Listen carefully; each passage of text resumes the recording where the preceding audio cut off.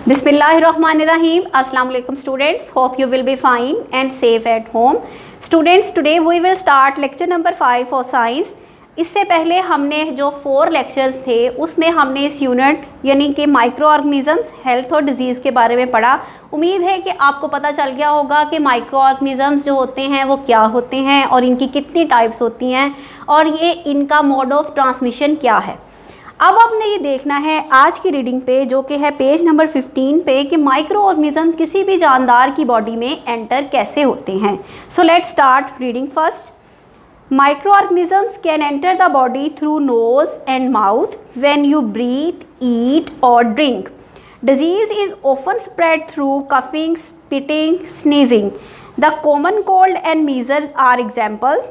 These diseases are passed from the infected person through the air by the cough and sneeze. Students, इस paragraph में हमने देखा कि micro organisms enter होते हैं किसी भी जानदार के जिस्म में थ्रू नोज़, थ्रू माउथ, जब वो सांस लेते हैं, खाना खाते हैं या वो कुछ भी पीते हैं, तो माइक्रो ऑर्गेनिज्म उसके ज़रिए किसी भी जानदार के जिस्म में दाखिल हो जाते हैं। अब ये क्या करते हैं, दाखिल हो जाते हैं किसी भी जानदार में, तो क्या करते हैं, उससे उस पर्सन को खांसी आना शुरू हो जाती है जिसको हम कफिंग कहते हैं। इसके अलावा स्पिटिंग, किसी भी इन्फेक्टेड पर्सन के थूकने से बीमारी एक से दूसरे जानदार तक मुंतकिल हो जाती है। इसी तरीके से स्नीजिंग, अगर कोई इन्फेक्टेड पर्सन छींकता है तो उसके पास जो सेहतमंद पर्सन है उसके छींकने से वो बीमारी या वायरस जो है वो उस दूसरे पर्सन को भी इन्फेक्ट कर देता है। ये मैंने मुश्किल अल्फाज के जो मीनिंग्स हैं वो मैंने बोर्ड के ऊपर राइट किए हुए हैं, आप लोग आसानी से उसको देख सकते हैं, जैसे कि कॉफिंग, खांसना, स्पिटिंग, थूकना, स्नीजिंग, छींकना।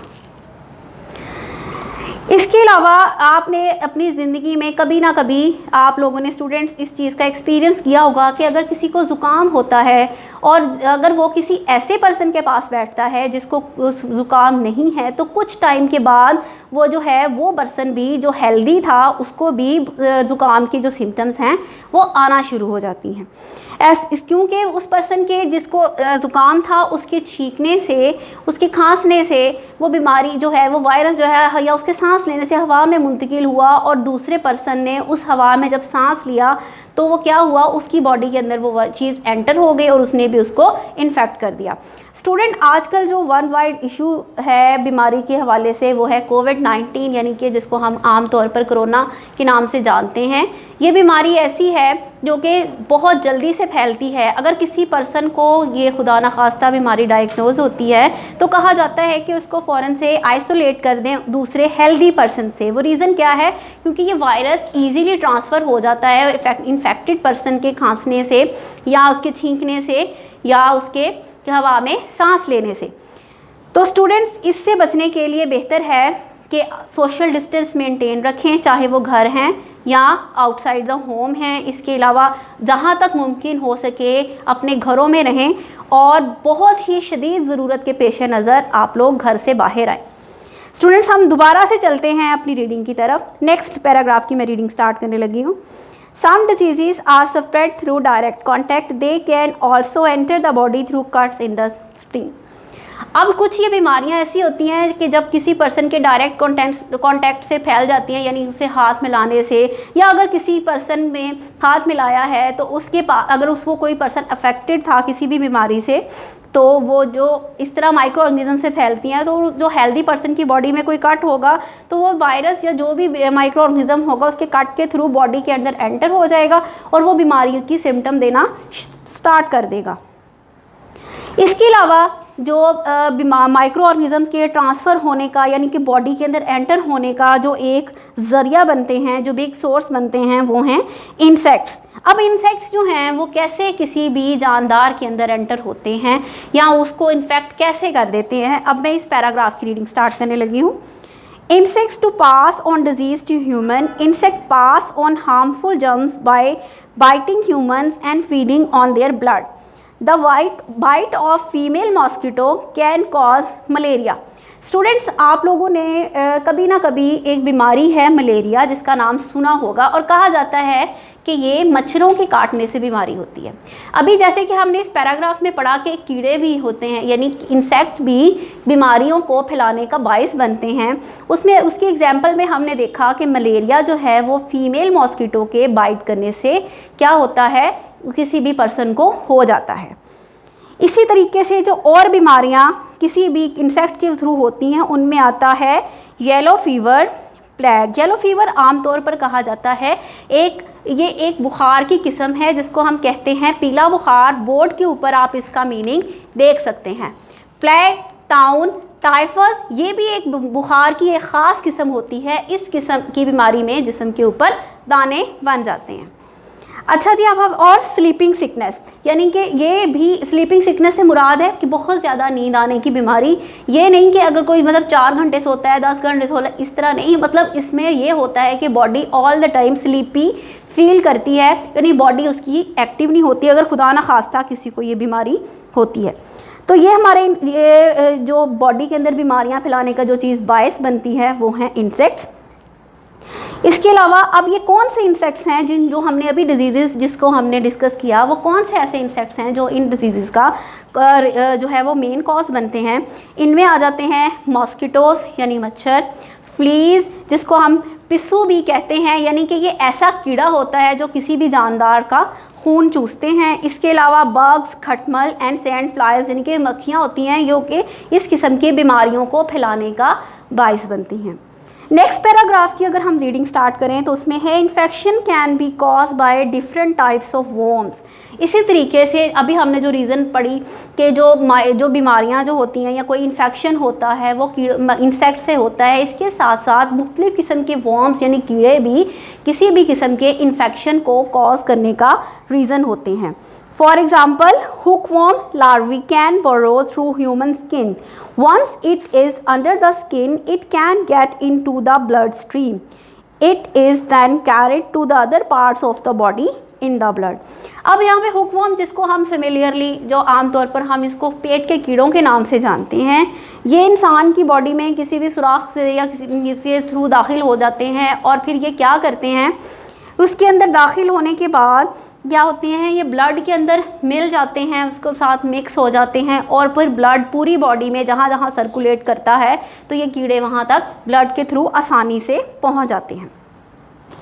इसके अलावा some diseases can also be pass through infected food and water. अब इसके अलावा कुछ इन्फेक्शन या कुछ बीमारियां अगर कोई पर्सन कोई ख़राब खाना खा ले या कंटेमिनेटेड यानी कि पोल्यूटेड वाटर यूज़ कर ले तो बीमारियां उससे भी फैल जाती हैं।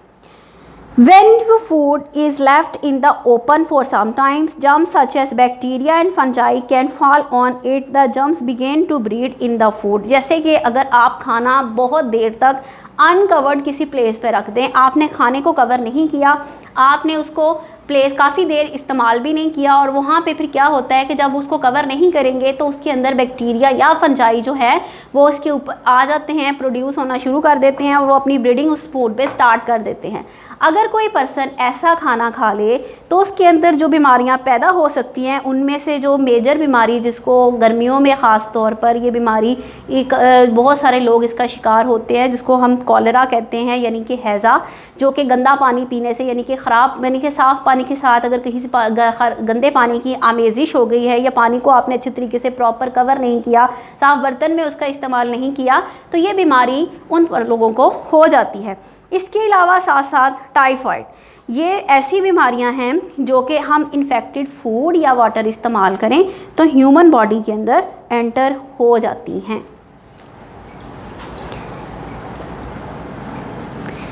Come to next page, page number 16। Food poisoning is caused by bacteria from the food that are not stored, prepared and cooked properly अच्छा जी, अब फूड पॉइजनिंग का भी आप लोगों ने नाम सुना होगा मैनी टाइम्स, किसी ना किसी पर्सन को आप लोगों ने देखा होगा कि ये बीमारी रूटीन लाइफ में किसी ना किसी को हो जाती है।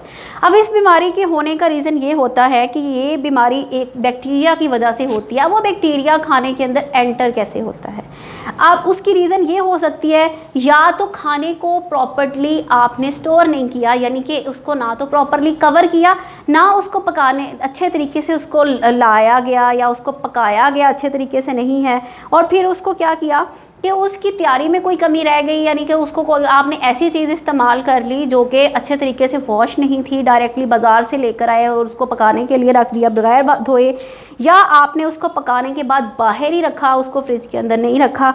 तो ऐसे में क्या होता है कि इस किस्म के फूड के अंदर ना बैक्टीरिया जो है वो प्रोड्यूस हो जाते हैं, उनकी ब्रीडिंग स्टार्ट हो जाती है। जब कोई पर्सन ऐसा खाना खा लेता है तो उसको क्या होता है, फूड पॉइजनिंग की जो का मसला हो जाता है, जिसमें उसको मोस्टली जो होती है वो पेन और एब्डोमिनल पेन के साथ समटाइम्स जो है इसकी सीवियर कंडीशंस के अंदर उसको वॉमिटिंग भी जो है वो फील होती है।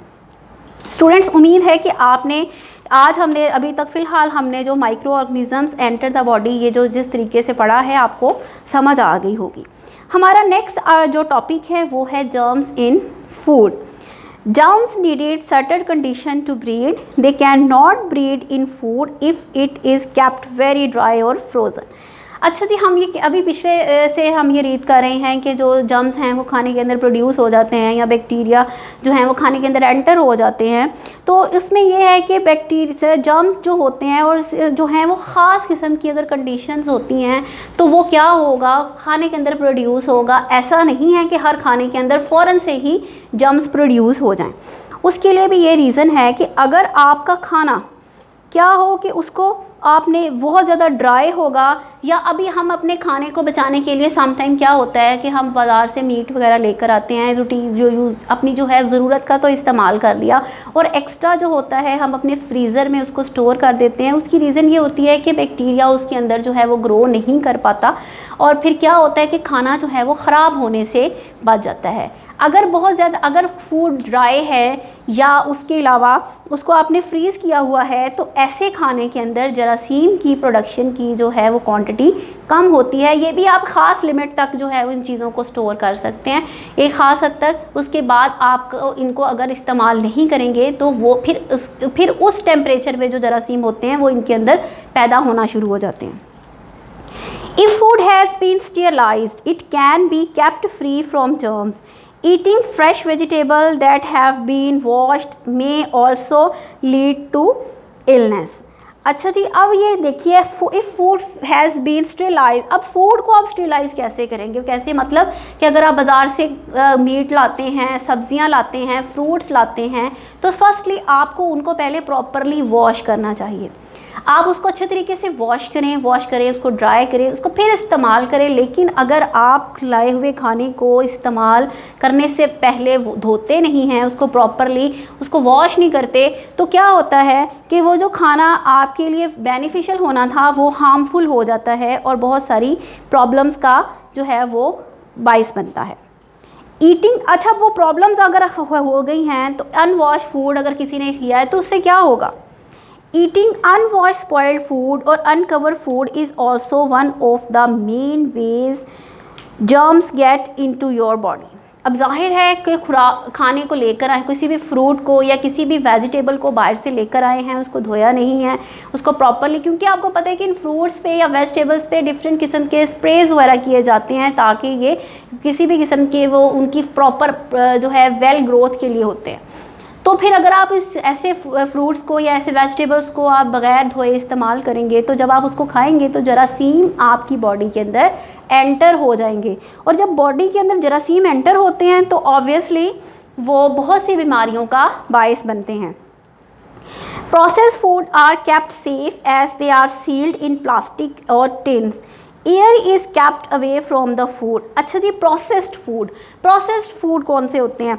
आप लोगों ने मोस्टली अपनी डेली लाइफ में देखा होगा कि वो फूड जो कि टिन पैक्स में हमें अवेलेबल होते हैं, या वो ऐसा खाना जिसका अभी सीज़न नहीं होता, तो वो हमें वो ईज़िली जो है वो मार्केट से मिल जाता है। जैम्स हो गए, या फिर इसके अलावा बहुत सारी ऐसी खाना होता है जिसको वो टिन पैक्स में सेव रखते हैं, तो उसको स्पेशल वेज के थ्रू क्या करते हैं, उनको स्पेशल तरीक़ों से उसको सेव करते हैं, ताकि जब भी कोई पर्सन इसको इस्तेमाल करे तो वो उसके लिए नुकसान का बायस ना बने। आपने देखा होगा कि जब भी कोई भी आप प्रोसेस फूड लेते हैं, प्रोसेस फूड मतलब कोई ऐसा फूड जो कि आप अनकुक हो और उसको प्रॉपरली घर पे लाके कुक करना हो, तो देखिएगा उसके ऊपर एक्सपायरी डेट भी लिखी होती है। जब भी आप इस किस्म की कोई भी फूड आइटम को ख़रीदें, एक्सपायरी डेट उसको चेक करके लें, ताकि वो उसका जो है वो नुकसान का बायस ना बने।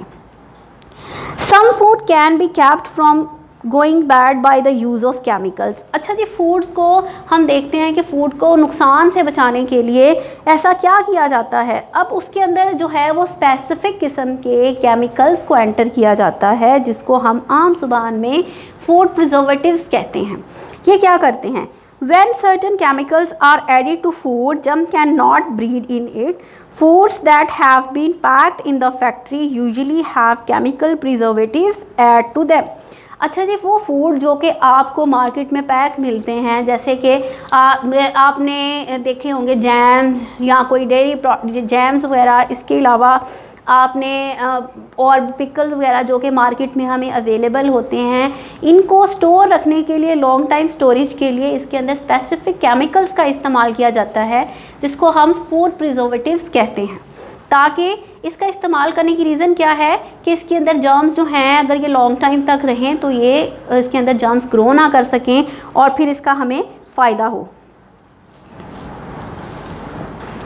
अभी हमने देखा कि फूड प्रिजर्वेटिव्स क्या करते हैं। इसके अलावा जो हमारी डेयरी प्रोडक्ट्स होती हैं, जो मिल्क वगैरह हमें टेट्रा पैकिंग में मार्केट में अवेलेबल होता है, उसका भी सेफ़ रखने का एक स्पेसिफिक मेथड होता है। वो हम देखते हैं कि वो मेथड क्या है। Milk can be preserved for a while by a process called pasteurization. To pasteurize milk, it is first heated to 60 degree C and then cooled quickly.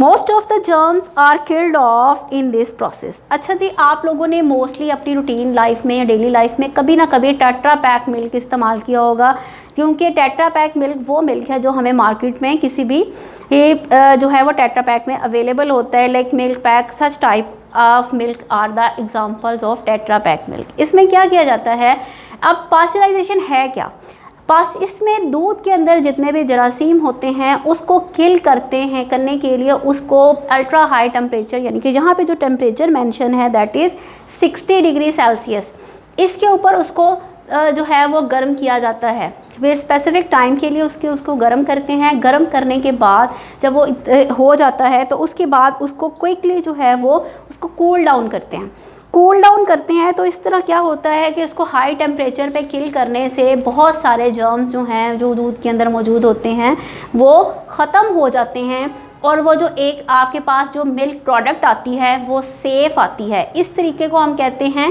Pasteurisation. और ये आपने अगर कभी मार्केट से कोई भी टेट्रा पैक मिल्क को अगर परचेज़ किया होगा तो उसके डब्बे के ऊपर जो होती है कि उसकी एक्सपायरी डेट भी होती है। जो एक्सपायरी डेट आपको अंडरस्टैंड करने में हेल्प करती है कि आपने इस मिल्क को इतनी टाइम के दौरान, इस टाइम ड्यूरेशन तक आपने उसको यूज़ करना है। इसके बाद आप इसको यूज़ नहीं कर सकते, क्योंकि ये बजाय फ़ायदा देने के नुकसान का बायस बन सकता है। स्टूडेंट्स, उम्मीद है कि आपको आज का ये टॉपिक भी समझ में आ गया होगा कि फ़ूड के अंदर जर्म्स जो हैं वो किस तरह प्रोड्यूस होते हैं, हम फूड के जो जर्म्स हैं उससे जो है वो किस तरह बच सकते हैं, किस तरीके से अपना खाना जो है वो सेफ़ रख सकते हैं, और किस तरीके से हम जो हैं अपने जो आपको या दूसरों को भी जर्म से बचा सकते हैं। एक दफ़ा हम ओवरव्यू ले लेते हैं पूरी रीडिंग का। आज हमने देखा इसमें माइक्रो ऑर्गेनिज्म बॉडी में कैसे एंटर होते हैं। माइक्रो ऑर्गेनिज्म बॉडी में through nose, through mouth, eating, drinking या ब्रीदिंग के थ्रू एंटर होते हैं। इसके अलावा अगर किसी पर्सन को खुदा न खास्ता ये बीमारी होती है तो उस पर्सन के खांसने छींकने से ये बीमारी जो है कोई भी जो है दूसरे पर्सन तक ईज़िली ट्रांसफ़र हो जाती है। इस तरीके से हमने यहाँ पे इंसेक्ट्स का भी जिक्र किया कि इंसेक्ट्स किस तरह जो है वो बॉडी को जो है इन्फेक्ट करते हैं, किस तरीके से उनकी बाइटिंग से जो है वो दूसरे पर जो है हेल्दी पर्सन है वो सिक हो जाते हैं। इसके अलावा अगर कोई पर्सन कंटेमिनेटेड वाटर या फूड का यूज़ करता है तो भी उसके लिए बीमारियों का बायस बनते हैं। इसीलिए कोई भी फ्रूट या मार्केट से वेजिटेबल लेकर आएँ तो उसको प्रॉपरली वॉश करें और प्रॉपरली कुक करें, फिर उसका यूज़ करें तो वो उसका फ़ायदा है, otherwise it will be harmful for the person. इसी तरीके से फूड में जर्म्स प्रोड्यूस, फूड के अंदर जर्म्स हमने देखे हैं कि फूड के अंदर अगर फूड को आप प्रॉपरली ड्राई करेंगे या फूड को अगर आप फ्रीज़ करेंगे तो जर्म्स प्रोड्यूस नहीं होंगे, रादर दैन अगर आप उसको प्रॉपरली फ्रीज़ नहीं करेंगे, उसके अंदर नमी मौजूद रहने देंगे तो वो उसके अंदर जर्म्स प्रोड्यूस होंगे जो कि हार्मफुल है। हमने जो है यहाँ पे और इसके अलावा फूड को लॉन्ग टाइम प्रिजर्व करने के लिए फूड प्रिजर्वेटिव्स का जिक्र किया यहाँ पे, जो कि स्पेसिफिक केमिकल्स होते हैं for the long time storage of any food. इसके अलावा यहाँ पे हमने डेयरी प्रोडक्ट्स को जो प्रिजर्व करने के लिए जो मेथड यहाँ पे डिस्कस किया दैट इज़ पॉस्चराइजेशन। और इसमें क्या करते हैं कि मिल्क को अल्ट्रा हाई टेम्परेचर यानी 60 डिग्री सेल्सियस पे बॉयल करते हैं, सडनली कूल करते हैं, फिर देन जो मिल्क होता है that will be germs free. उम्मीद है स्टूडेंट्स आपको आज का लेक्चर समझ में आ गया होगा and from this lecture you can easily solve your sheet. जज़ाकल्लाह फ़ी अमानिल्लाह।